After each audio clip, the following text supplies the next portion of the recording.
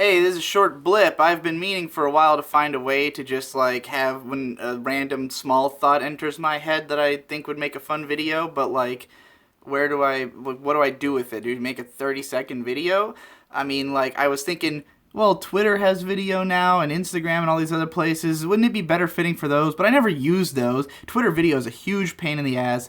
And I got a bigger following on here anyways. Like I figure everybody wants to see these small thoughts. Why not post them on YouTube? Why I gotta make it such a hassle? Why don't I make big videos that compile a bunch of small? No, forget it. It's small videos. That's a thing now. Hey, so I've been reading Hunter S. Thompson's memoir, Kingdom of Fear, because I've been calling myself a gonzo journalist for a few years now, even though I've barely read any Hunter S. Thompson, the guy who created gonzo journalism in the first place, and he's been a huge influence on me and kind of a bit of a hero, even though I barely read any of his stuff. I just know stuff about him, so I was like, it's finally time for me to read his stuff. And it's interesting, he gets a lot of interviews where people will ask him about his drug use, because he wrote a lot about drug use. Sort of the concept of gonzo journalism came about from the idea that he would write about stuff from the perspective of having done it. He would write about, what's going on with drugs in America from the perspective of a guy doing a lot of drugs in America. Everything he wrote about is his personal experience. But he gained such a reputation as this drug guy, this guy who's just constantly having wacky, crazy adventures and being on drugs. And people ask him about it, like, is it weird? Are people blowing it out of proportion?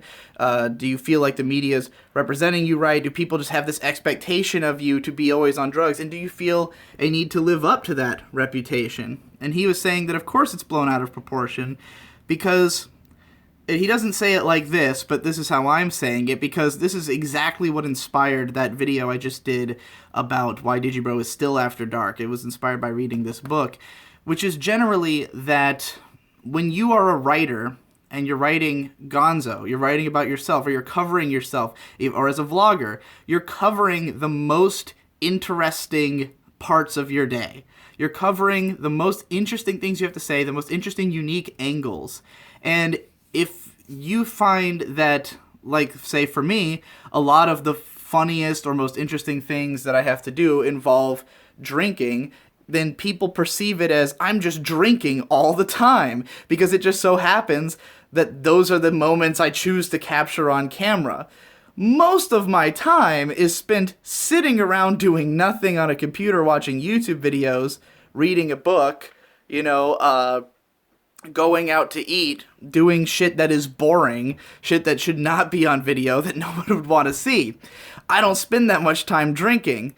Most of the time I spend drinking has been captured on video, because if I drink, I usually will then, it's either, I'm gonna write a rap, or I'm gonna fucking, make some vlogs. Sometimes I might make 4 vlogs and schedule them over the course of the week. Now it looks like I was drunk every day of the week. Never mind that all the vlogs were recorded at the same time, So, yeah, it creates this odd perception. And I think that's probably exactly what happens with Hunter Thompson, where, he's writing about the drug experiences. He's not writing about the sitting on my couch watching football experiences, though he did write about that because he was a sports writer for a long time. But point being that, in that last video, I was talking about, how people sometimes worry about me for drinking and stuff. And I'm saying, look, the drinking is part of the creativity. And people responded, well, we're not worried about the creative aspect. We're worried about the idea that you're possibly becoming an alcoholic. And again, it's just because of the fact that I record myself when I drink. Anytime you're not seeing a beer in my hand on camera is probably a time I'm not drinking, probably a time I'm sitting around, which is most of the week. I probably drink 2 or 3 times a week, and I only drink a little bit. I play up the drunkenness way beyond what it actually is. I think it's hilarious when someone is like, oh yeah, look at me, I'm a drunk guy, and drinking a couple beers can put you in a mindset to do that, or having a beer. There's a lot of vlogs where I'm like drinking a beer on camera that I just opened and it's my first one of the night, and I won't even have another one after the vlog is over, you know?